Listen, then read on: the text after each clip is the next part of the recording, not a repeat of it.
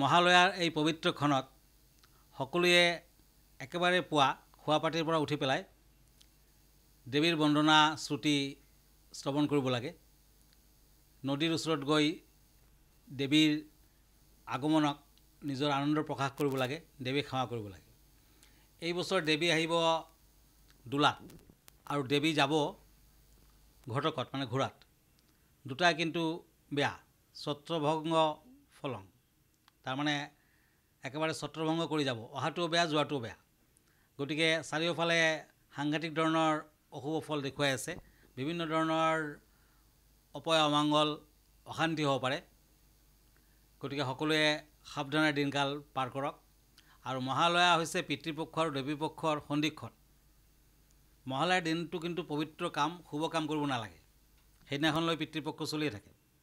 আৰু দেৱী দুৰ্গা এইদিনাখনৰ পৰাই স্বামীগৃহৰ পৰা পিতৃগৃহলৈ যাত্ৰা কৰে।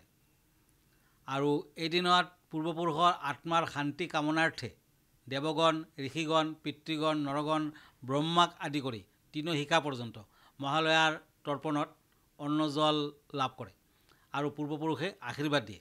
মহালয়াৰ দিনা পিতৃপক্ষ চলি থাকে, গতিকে ঘৰ, নতুন বয়বস্তু, গাড়ী ঘোঁৰা আদি কিনিব নালাগে, ক্ৰয় কৰিব নালাগে।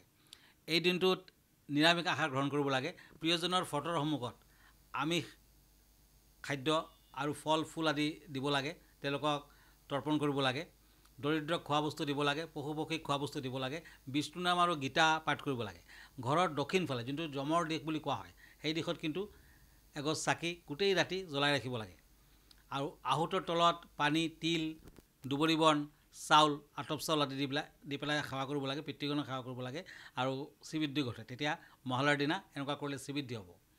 আৰু মহালয়াৰ পিছদিনাখন হৈছে নৱৰাত্ৰিৰ আৰম্ভণি। গতিকে নৱৰাত্ৰিত আপুনি প্ৰথম দিনা দেৱীক শৈলপুত্ৰী হিচাপে পূজা পাতল কৰা হয়। আৰু দেৱীৰ কালাৰ হ'ব এইবছৰ ইয়ালক প্ৰথম দিনা, তাৰমানে 3 তাৰিখে।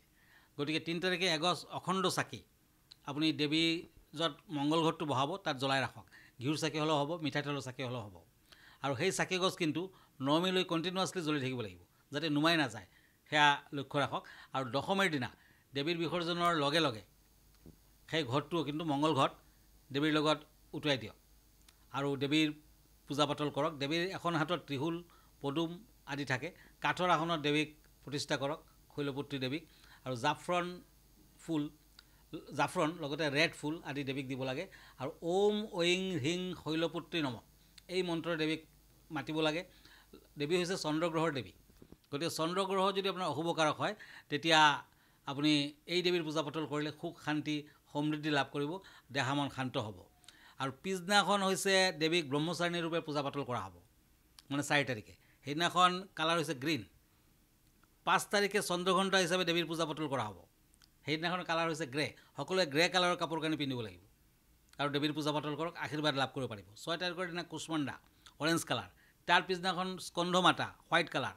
তাৰ পিছদিনাখন দেৱীক কাত্যায়নী ৰূপেৰে পূজা পাতল কৰা হ'ব, ৰেড কালাৰ ইউজ কৰিব লাগে। আৰু কালৰাত্ৰি, তাৰ পিছদিনাখন কালৰাত্ৰি ৰয়েল ব্লু এইবছৰ। কালৰাত্ৰিৰ পিছদিনাখন মহাগৌৰী, সেইদিনাখন পিংক কালাৰ ইউজ কৰিব লাগে। আৰু সিদ্ধিদাত্ৰী মানে লাষ্ট ডে দেৱীৰ এইবছৰৰ কালাৰ হ'ল পাৰ্পল কালাৰ। পাৰ্পল কালাৰ আপুনি বেছিকৈ ইউজ কৰক। আৰু দশমীৰ দিনা সকলোকে আঁকোৱালি লওক, সকলোকে মিঠাই খাব দিয়ক, সৰু ল'ৰা ছোৱালীক মিঠাই খাব দিয়ক, গুৰুজনক ভৰিত ধৰি সেৱা কৰক। লগতে দেৱীয়ে যাতে নেক্সট ইয়াৰ আকৌ আহে, সকলোৰে মংগল কৰে, নিজৰ লগতে সংসাৰৰ সকলোৰে মংগল কামনা কৰক, নিশ্চয় দেৱীৰ আশীৰ্বাদ লাভ কৰিব পাৰিব। ধন্যবাদ।